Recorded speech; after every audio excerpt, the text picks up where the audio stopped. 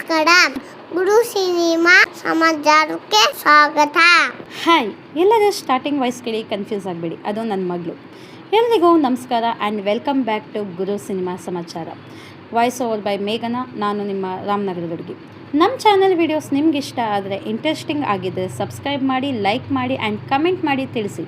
Because ನಿಮ್ಮ likes and comments ನಮಗೆ ಇನ್ನೂ ಜಾಸ್ತಿ ವಿಡಿಯೋ ಮಾಡೋಕ್ಕೆ ಪ್ರೇರೇಪಿಸುತ್ತೆ ಅಂತ ಹೇಳುತ್ತಾ, ನಾನಿವತ್ತು ಆಗಿನ ಕಾಲದ ಧೀಮಂತ ನಾಯಕನಾದ ನಟ ಸಾರ್ವಭೌಮ ಎಂದೇ ಪ್ರಸಿದ್ಧರಾದ ಗಾಜನೂರು ಗಂಡು ಚಿತ್ರರಂಗದಲ್ಲಿ ದಂತಕಥೆಯಾಗಿರುವ ನಮ್ಮೆಲ್ಲರ ಪ್ರೀತಿಯ ಹೊರನಟ, ಕನ್ನಡದ ಧ್ರುವತಾರೆ, ಬಂಗಾರದ ಮನುಷ್ಯ ಮತ್ತು ಅಜಾತಶತ್ರು ಎಂದು ಕರೆಯಲ್ಪಡುವ ರಾಜ್ಕುಮಾರ್ ಅವ್ರ ಬಗ್ಗೆ ತಿಳಿಸ್ಕೊಡ್ತೀನಿ.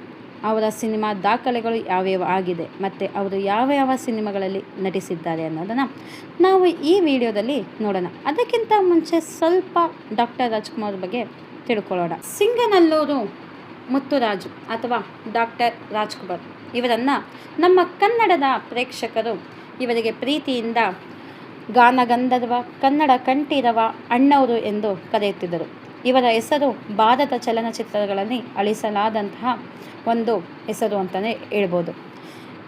ರಾಜ್ಕುಮಾರ್ ಅವರು ಏಪ್ರಿಲ್ 24, 1929 ಚಾಮರಾಜನಗರ ಜಿಲ್ಲೆಯ ಗಾಜನೂರಿನಲ್ಲಿ ಜನಿಸಿದರು. ಅವರ ತಂದೆ ಸಿಂಗನಲ್ಲೂರು ಪುಟ್ಟಸ್ವಾಮಯ್ಯ. ಇವರು ಹೆಸರಾಂತ ರಂಗಭೂಮಿ ಕಲಾವಿದರು ಹೌದು.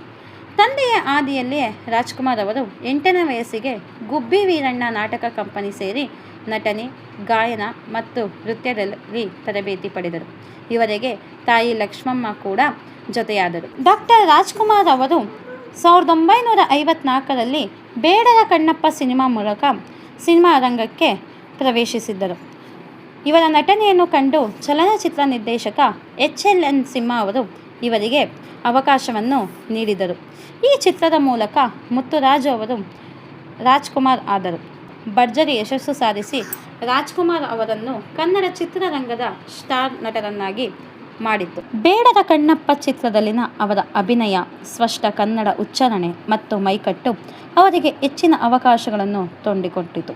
ಇದಾದ ನಂತರ ರಾಜ್ಕುಮಾರ್ ಅವರು 200ಕ್ಕೂ ಹೆಚ್ಚು ಚಿತ್ರಗಳಲ್ಲಿ ನಟಿಸಿದರು ಮತ್ತು ಇವರು ವಜ್ರೇಶ್ವರಿ ಕಂಬೈನ್ಸ್ ಮೂಲಕ ಅನೇಕ ಉತ್ತಮ ಚಿತ್ರಗಳನ್ನು ನಿರ್ಮಿಸಿದ್ದಾರೆ ಕೂಡ.